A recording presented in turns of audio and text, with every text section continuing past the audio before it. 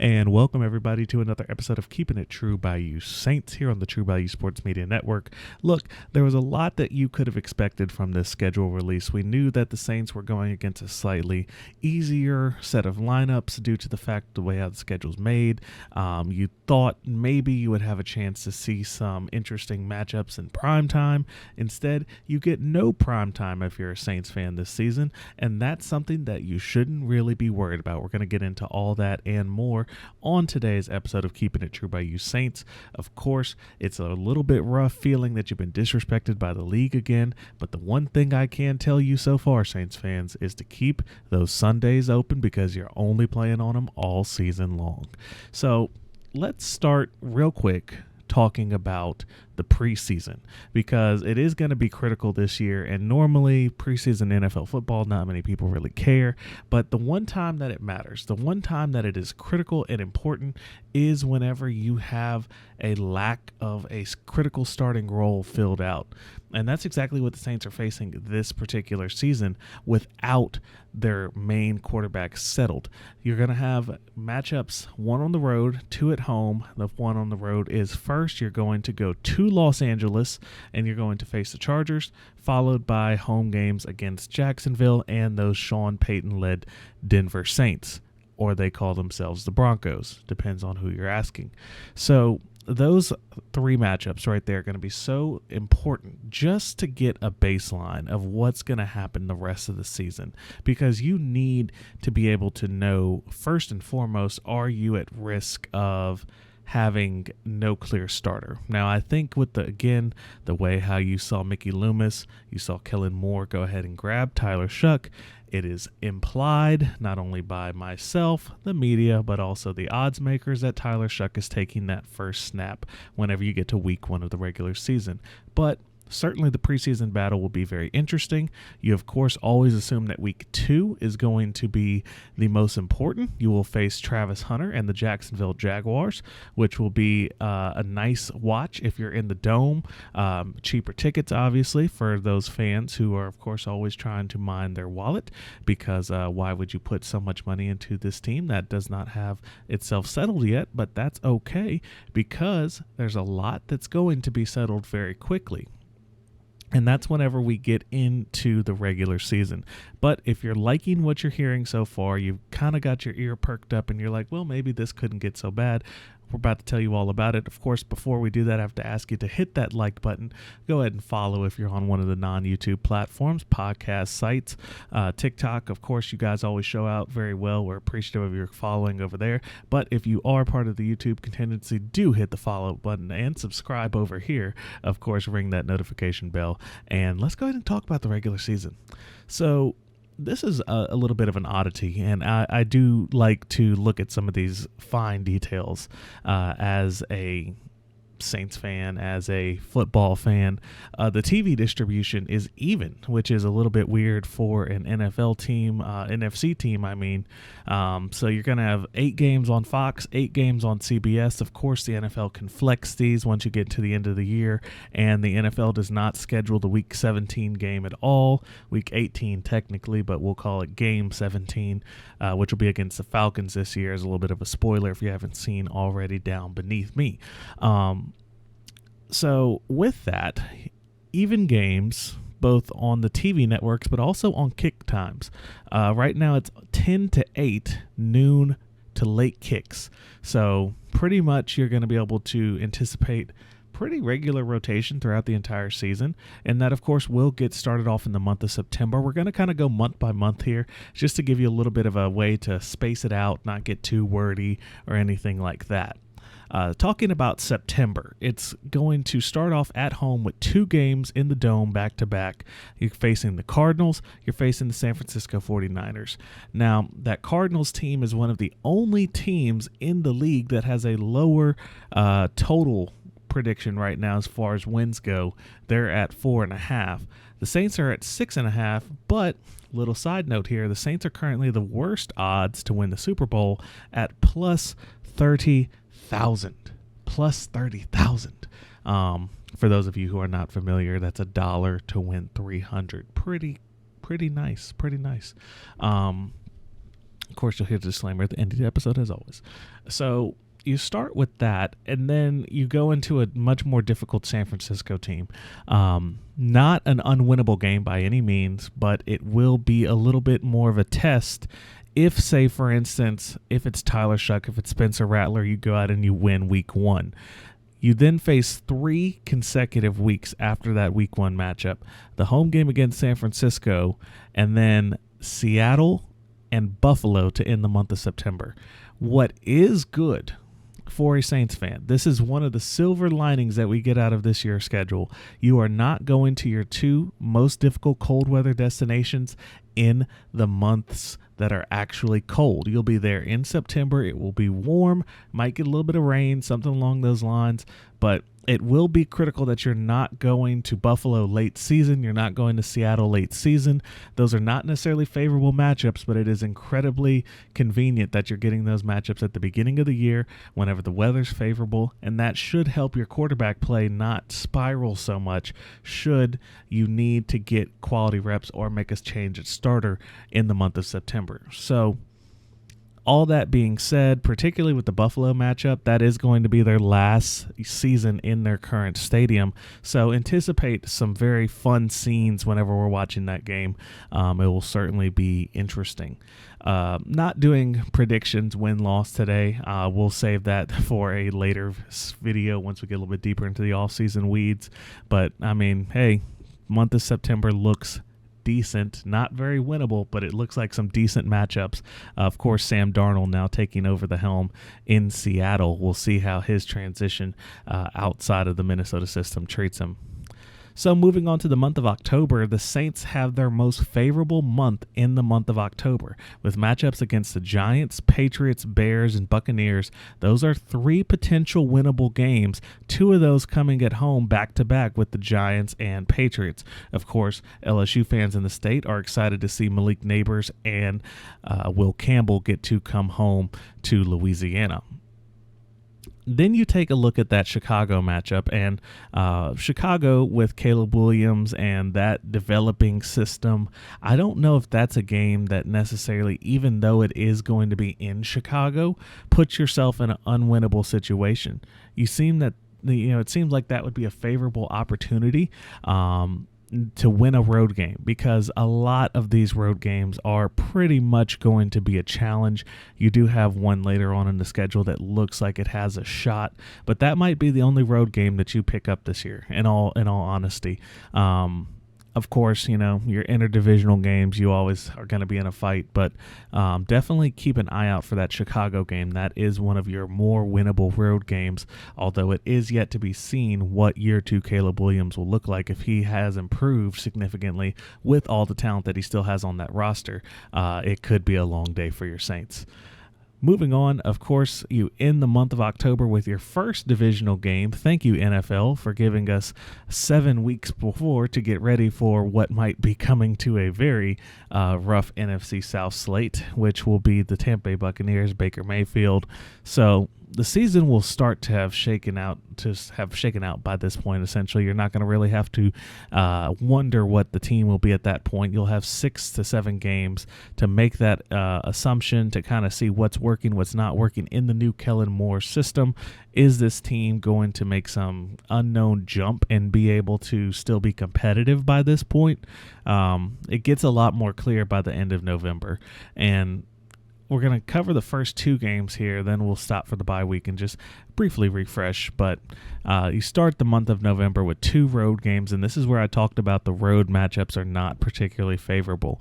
You have a trip to Los Angeles followed by a trip to Carolina. So that's 10 weeks of Bryce Young getting to get accustomed to a system, get in rhythm, get in motion, and potentially become a more competent and frightful even starter in the NFL. So a warmed up Bryce Williams, as well as whatever the Rams are going to be doing out in the NFC West. They're, of course, always competitive, particularly as they start to get their speed under them, get their footing going.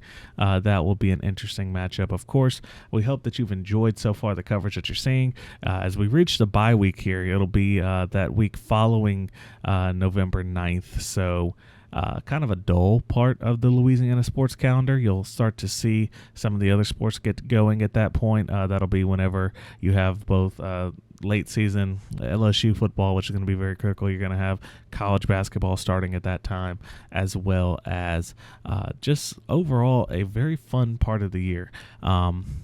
2 weeks before Thanksgiving for that point. So through 10 games, will the Saints be competitive? Is it a situation to where the tank has fully rolled out at that point?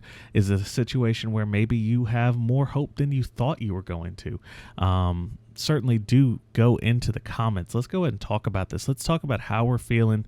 Are we going to be excited by this point? Do we think that, hey, maybe Tyler Shough leads the team somehow to like a 7-3 record, and now the whole world is your oyster, and you had the opportunity to go at it and really go hard going into the last 7 games of the season? The fan base will be excited, rejuvenated.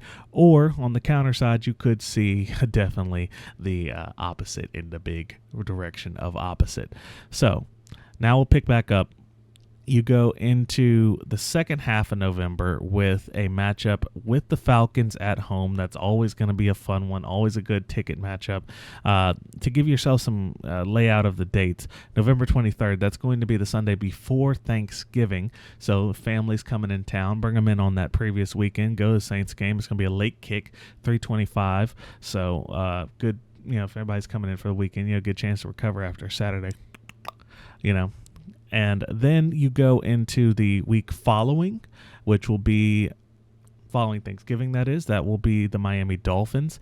One of the other winnable games will depend on how Tua's looking by that point, but still a very formidable team. I wouldn't expect the Saints to have a favorable matchup in that game, but of course time will tell. You then start the month of December, and this month of December is actually looking like it could be a chance to gain some momentum going into the offseason or the playoffs. Not going to entirely rule it out, but you will definitely know if you're going to be playoff eligible by the end of the middle of December, because you start the month off with 2 consecutive NFC South games at Tampa and then hosting Carolina on December 14th.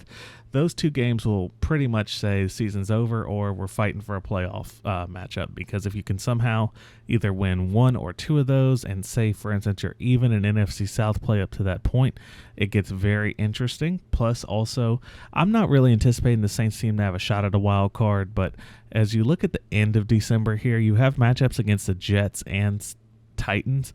Both of those games are winnable. So if, say, for instance, you're sitting at 5 wins and you see yourself with Jets, Titans, Falcons coming up, that could be a situation where you could easily propel yourself into an 8-win territory. On the other side, you do look at the fact that you're facing Justin Fields in that New York environment. We'll see how he accommodates to that. I think it's way too early to say what the Jets will look like, but they have potential. They do have potential, just not a lot of proven track record yet. You have Cam Ward. You're going to go to Tennessee. That's another one of those teams that are in the last year at their current venue. So it'll be interesting to see how Tennessee fans, come out and show support. If the team is doing poorly, maybe you get an excited boost, and then that makes that home environment a little bit stronger for Tennessee. We'll end up seeing what that looks like. But again, you do get to face the number 1 pick overall, Cam Ward, on week 17. And then the NFL gives you week 18, which is, of course, not scheduled due to the way how they like to give ultimate flexibility to move those matchups around, effectively create championship games if needed for your division. And that will be Saints at Falcons, which again is another great one to watch as you kick off 2026. So that is the full Saints schedule. Now, again, this is pretty conducive. Just to give a few key notes as we wrap it up here. Look, this is pretty conducive for whoever's going to be the Saints starting quarterback. You are playing a very weak Cardinals team in week 1. That should be able to be a fair matchup, a good gauge on what your quarterback looks like in live play. Then you're going to face very difficult competition for 3 weeks in a row as you go on the road to some of your furthest travel destinations. It's going to make for a very telling sign if you're getting blown out with poor performance in both of these games. that's going to be an opportunity for you to then evaluate and say, wait a minute, what does that week 1 performance against a weak team look like against performances against good teams? You also should be able to then essentially just the whole Kellen Moore system, be able to understand how is it performing as a whole against elite competition. What are the holes that need to be filled in the following year's drafts and free agency, which of course is very early to say, but you will be able to start to see some of those additions that will need to be made. Then the month of October, again, that's going to be your weakest opponents month with New York, New England, Chicago, and Tampa. Those play very interesting roles. If you win 3 out of 4 of those, then you're not out of any races at all. You know, you would be essentially 4-4, maybe 5-3. And that still keeps you in play for whatever goals this team might have. Although, of course, you know, we as fans, I think we're anticipating this not being a season where setting goals for things like the playoffs or the division is wise. It could still be an in-house sort of pursuit, and we'll see what comes of it. Those teams are out there to win, and they're out there to win games. And even if it does end up being a season where you take franchise record losses, you still could be seeing some very competitive football in the month of October. November, on the other hand, is a lot of road travel. It's a lot of road travel, and it's playing against teams that are on the rise for the most part. Carolina is a team that's improving. Atlanta is a team that's improving. Miami, presumably, if you have a healthy Tua, should be a team that improves over last year. They are still in a build-to-win mode. And, of course, Los Angeles trying to capitalize on the set of veterans that they have. All those teams should be pursuing goals, but not necessarily be there yet, in the same way that a team like Buffalo is earlier, and as well as San Francisco. Those are teams that are kind of there in their win now. The other teams you see there in the month of November are pursuing their win now. So it'll be interesting to see how the Saints fare through November. December, you get a little bit of a reflection of what you had in October, but it should be against a lot of different mindsets at that point. Injury bug will play a major factor by this point. You're going to see a lot of new quarterback play there on different teams with, again, New York and Tennessee. And then you end the season in the year 2026 to start it all off. And, of course, bring it to an end. That is the Atlanta Falcons. Another great matchup as far as viewership. Like I said, pretty even with the TV distribution. No prime time, so it's all Sundays as we know so far. So make sure you keep those dates open. Make sure you're keeping yourself locked into the True Bayou Sports Media Network. We'll, of course, be covering the Saints in all aspects is what we have going on in the offseason, as well as once we get close to those training camp and preseason games. We'll be looking very closely at those as always. Don't forget, if you're over on any of the platforms, follow outside of YouTube, subscribe over there, notifications everywhere. We appreciate you watching. Thank you all for being here, and we are excited to see what happens in this 2025 Saints season. Who dat, everybody, and thanks for watching. This has been a True Bayou Media production. This show is for entertainment purposes only and does not render legal or financial advice. Remember to bet responsibly. Distribution of this podcast is prohibited without the express written consent of True Bayou Media or its subsidiaries. Thanks for being true by us. We can't wait until next time we keep it true by you.